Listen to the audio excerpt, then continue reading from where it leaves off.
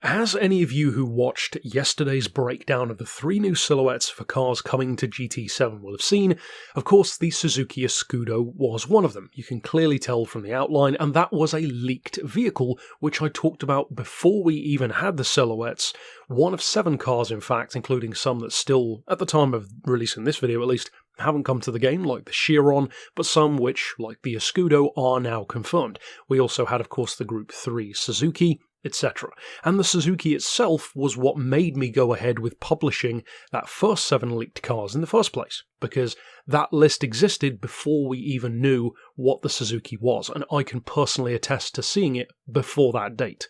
So, with that in mind, this much larger list was sent to me by a number of different people. There are over 70 cars, so sit down and buckle up for this one because there are some fantastic names in here. Some brand new cars to the series, some which were talked about years ago, which are apparently finally making their debut, one of them very early on in the video, and a lot of returning faces, incidentally, many of which on this list are exact confirmations of my own predictions list, one that I made months and months ago for 60 cars that I thought would come back. So many cars on that predictions list are returning, and some even have already. So without any further ado, let's get into the list, and I'm going to show you the visual aids as well for those who don't know what these cars are. So, straight off the bat, the Mercedes 190e Evo 2, the Cosworth-powered legend, specifically the 1991 model, which makes it the road car. Touring car would be cool, maybe that'll come later, but the road car is a fantastic vehicle, and it should be fun to have some battles between this and the E30 M3. Next up, the car that I alluded to, we've known it was coming for years, it was rumoured and talked about years ago, I believe by Kaz, the Pikes Peak Peugeot 208. If I recall correctly, I think this one has the same monstrous diesel engine as the 908, which won Le Mans. I could be wrong, but I think that's the case. Certainly, more Pikes Peak cars are always welcome. Next up, though, we have the Ferrari 430 Scuderia, a car which I talked about not so long ago when I reviewed the F430 in the game. Of course, it's an obvious choice. Again, another one which I did predict could return. Next one, a car which I'm happy to see back, the 599. Again, that was in my 60 car predictions. Not the most competitive thing around, but just a really nice car to work with. The next one, of course, was in that 7 vehicle breakdown, which I already did, the Renault 5 Turbo rally car from 1985. Fantastic rival for the Peugeot that we already have. Of course, you've got to bring something like that back if you're going to have the Peugeot. The next one as well, I did predict, if I recall correctly, the RE Amamiya Asparadraink RX-7. Presumably this is going to be the premium. It's listed as the 2006. We need more GT300s and it's pretty much the best all-round one. The Gt-R is good as well though. Speaking of which, that's the next car on the list. The Gt-R from 2008, another fan favourite, kind of that mini LMP or mini GT1 car kind of appearance. Next up, an oddball pick, and there are a couple of oddball picks on the list.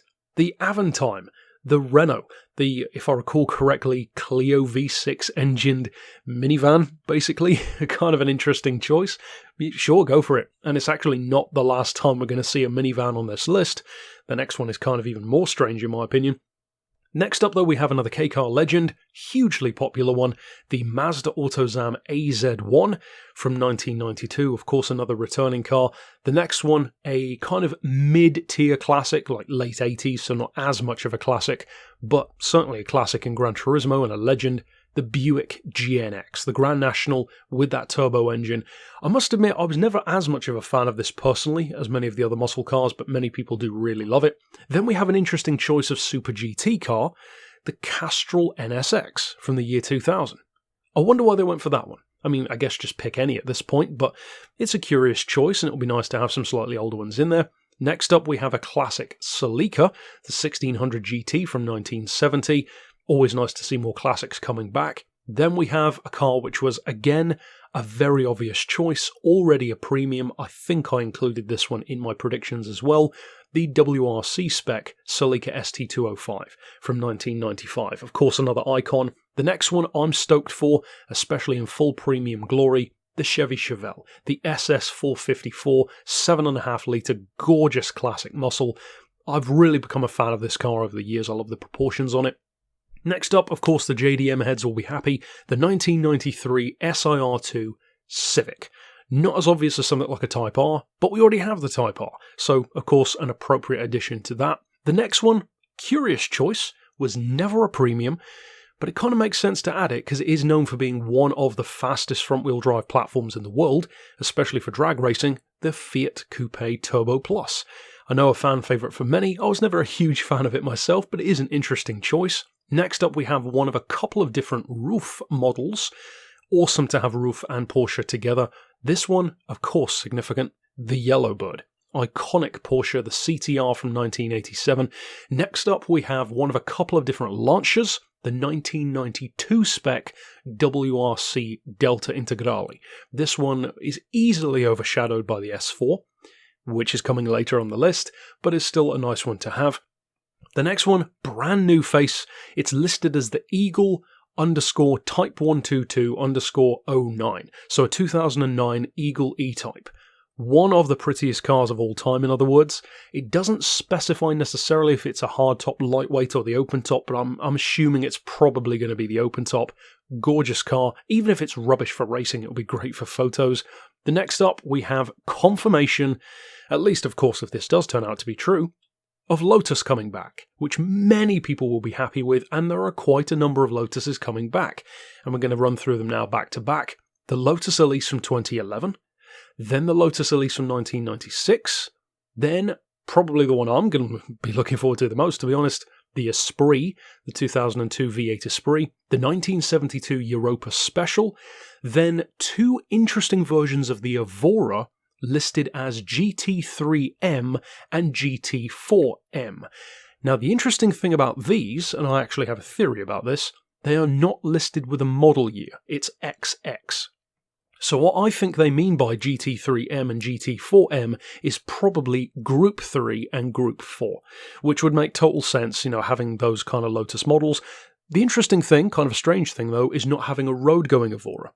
Because we already had Evora, or the Evora, in GT Sport. It was in the beta, and then it was removed. And you can actually see me driving it on the channel in one of my older reviews. So having racing versions and not a road car is curious, but there's nothing to say that these are all of the leaks. So there's a chance, I would say, that we could see the road car anyway. The next one, of course, we already have confirmation of, the 1932 Ford Roadster. I probably won't even pop a photo of that in there because we already covered that in the vid. The next one is a 2005 Golf Mark V GTI. Come on, Polyphony, is it so difficult just to go that slight extra step and add my car, the Golf R32? Please, I want other people to enjoy that thing as much as I do. It's an awesome little machine, but sure, add the GTI, why not? Next up, we have one of quite a number of Subaru Imprezas in the game. Impreza, however you want to say it. A 2010 sedan version, one which I personally quite like quite a bit. It's a good looking car. Then we have the STI version 6 from 1999. Then a 2004 STI. This is a curious one though because it's listed twice, so I'm not exactly sure why they've done that, and neither of them is listed as Spec C, so I don't really know what's going on there. Then though we have an Evo, another car of course close to my heart because I also have one of those, an Evo 7. Mine is not coming back to the game though yet, although it used to be in GT6. An Evo 3 from 1995. Interesting choice, nice old school Evo, and kind of the ultimate version of that initial shape Evo as well from the 1, 2, 3 generations. We have an interesting one next. It's listed as M5-05, which would indicate maybe a 2005 BMW M5. The strange thing about that though is that was included in Gran Turismo, but it was not the premium. So, curious choice there, because the newer M5 was the premium one, the one that you can see on screen, but whatever. Certainly seems to be a BMW M5, of course, the modern V10 legend. Speaking of legends, the Nismo 400R is next. Gorgeous looking car, of course R33 based, my favourite Skyline. Next up, a smaller, cuter, simpler choice, the 1998 1.8 litre Mazda Roadster RS. Sure, why not? It's kind of a cliche to have loads of Miatas in the game, so maybe that's the first step towards having that back. Next up we have a wagon, certainly not many wagons in Gran Turismo at the moment, the Audi RS6, unfortunately, and perhaps surprisingly, not the V10 RS6. This is the older one, the 2002 with the V8. That's kind of a strange choice, but I think the V10 does still have a good chance of coming back later. Then we have another JDM legend, the 1996 S14 Silvia, the Silvia K's Aero model in particular. Then, of course, the iconic Jaguar XJ220, the road version. Maybe a race car later. Either way, it's cool to have that one back. Next up, a slightly more boring choice for most of us probably, 2003 BMW Z4, 3-litre injection. This was already a premium, of course it makes sense to bring it back. Next up, possibly the weirdest one on the entire list, if this does turn out to be true, a newcomer to the game, a 2018 Toyota Alphard EL 4-wheel drive. Okay, I mean, sure, why not? At this point, they're bringing the Renault Aventime, so why not have this as well? Next up, we have another Caterham coming. Of course, Caterham is an obvious choice of rival for Radical, which we already have in the game. The Caterham that we used to have wasn't hugely useful, but who knows, maybe this one could be good. It's an R500 model from 2012. Next up, a new Porsche. This one I think could be pretty popular and makes total sense. In fact, a couple of the vehicles on this list address something which I've said a couple of times, which is that in GT Sport and GT7, we've got a couple of race cars that don't have road-going counterparts. So we've got the Cayman Group 4, but no road car. We've got the TT, but not the normal version, if I recall correctly. Or actually, maybe we do have that one. We've got the Audi R8 race cars, but no road car. We've got the Beetle, but no road car, etc., etc. This Cayman, of course, the obvious answer to that, having the road-going one.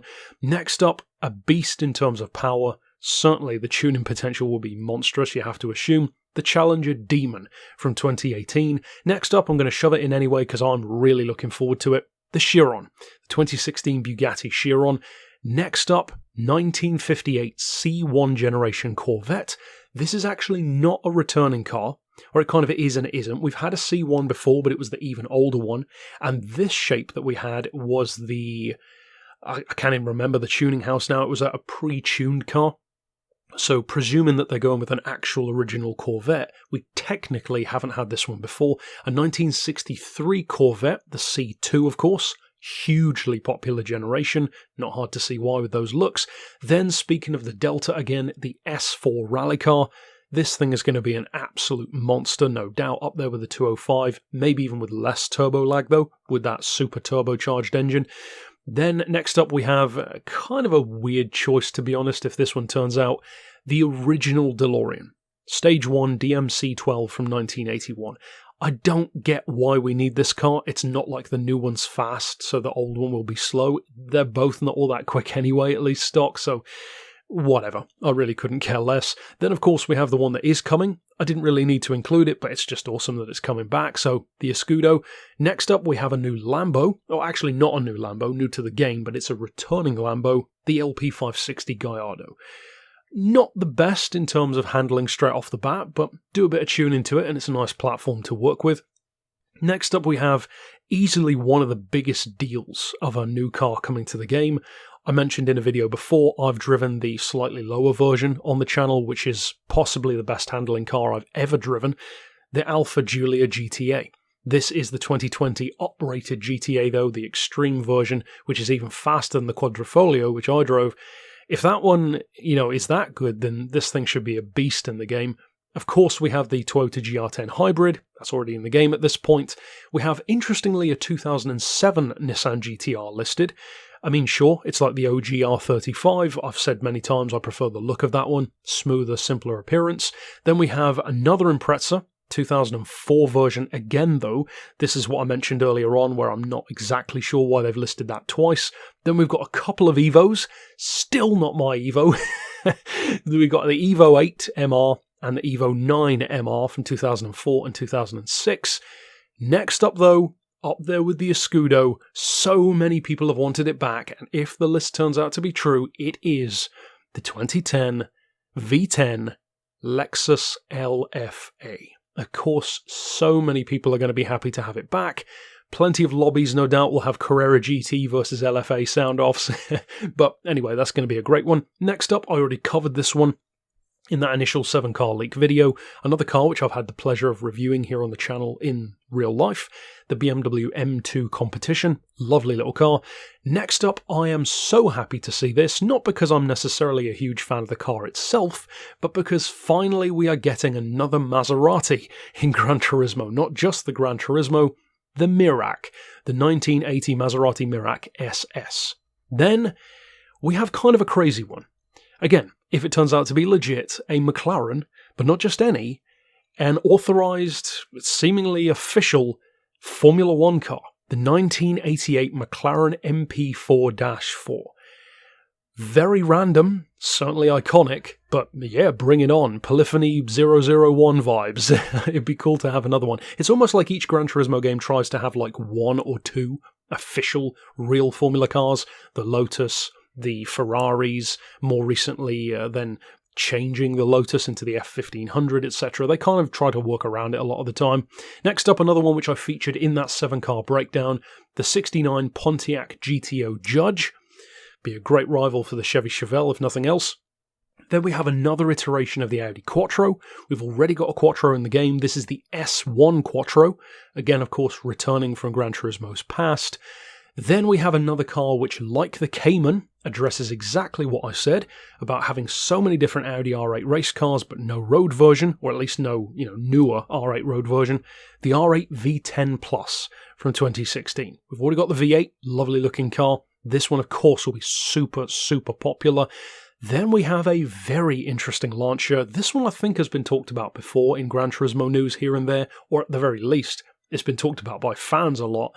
The Lancia 037 Evo 2 from 1984. Iconic mid-engine rear-wheel drive. Lancia's kind of answer to the Lancia Stratos, in effect, for a newer era. It's an icon for a reason. It's going to be very cool to have that one in the game. Then we have another Roof, the Roof RGT 4.2 litre from 2016. Pretty damn nice car, and you already know any Roof is going to be quick. Then we have another Mazda Miata, MX-5, Roadster, whatever you want to call it. Looks like the RF model's listed as a 2018, the Targa Top in other words. Then we have a 2007 Roadster RS. Sure, why not? I mean, yeah, why not? Then we have another Mazda RX-7. We've already got a couple of those. This is a 1991 model Type R. At least that's the way it's listed. RX-7-R-91. Then, though, we have, just like the 190E, and this really is going to give us some awesome classic road-going touring car battles. Finally, we have it, folks. The Ford Sierra RS500 is going to be in the game. The 1987 Cosworth Legend, which these days are worth 6-figure prices in real life. Insane money. It's going to be in the Haggerty collection, you already know that, and it's probably going to cost quite a bit, at least a few $100,000. But the Sierra versus the BMW E30 M3 versus the Mercedes 190, that's going to be some awesome racing. Next up, a bonkers car coming back from Gran Turismo's history, back in, as far as Gran Turismo 2 at least. Unfortunately, not the Renault Espace F1, as much as I'd love to be able to tell you that. The Skyline Super Silhouette from 1984. This thing is a beast, an absolute beast of a race car. I think I reviewed this one back in Gran Turismo 2, if I recall correctly, and yeah, it's a nuts looking car. I can already see it being super OP for whatever category or whatever PP level it's at, but yeah. Then we have an Audi TT, 2009 TTS Coupe, again a returning face. Then another car, vintage again, which I'm really looking forward to, a Bugatti, the 1928 Bugatti Type 37A. Lovely little car. I think this is the same one that they currently have in Forza. Not necessarily the most popular thing in the game in Forza, because most people go for the newer stuff. But yeah, I'm certainly going to get a lot of use out of these little trundly old, characterful but not particularly quick kind of cars. Next up we have a really weird choice again, because it's great news. Volvo is coming back. The weird news is, it's none of the Volvos we've had before, and certainly not a particularly interesting one in my opinion, but it's listed as a V40, the T5R design from 2013. I mean, Sure, I guess. It kind of reminds me of the Alphard. It's kind of a weird choice, but whatever, moving right along. Then we have a returning face and its little brother. First of all, the BMW 2002 TII. Lovely looking little car, and of course you can't, in good faith, bring that one back without bringing back the next car on the list, the 2002 Turbo, of course. Then we have another very, very curious choice. Some quite weird ones here on the list. A Mercedes, a 1991 500e. Why that car, I wonder? I could well see this being a situation for Kaz, which was similar to me when I reviewed the W210 generation Mercedes E55 AMG here on the channel, in Beards and Cars. Still one of my favourite cars I've ever driven, just because it was so fun to drive. Maybe Kaz drove one of these once and really loved it. I think that's probably the most likely thing, because it's not like it's a particular legend within the world of Gran Turismo. Then we have a car which I think a lot of people are going to love, the Ferrari 812 Superfast. Of course, we've got plenty of Ferraris already, but we'll always welcome more. Seriously quick machine, hence the name, so that one will be doubtless very, very popular in online lobbies.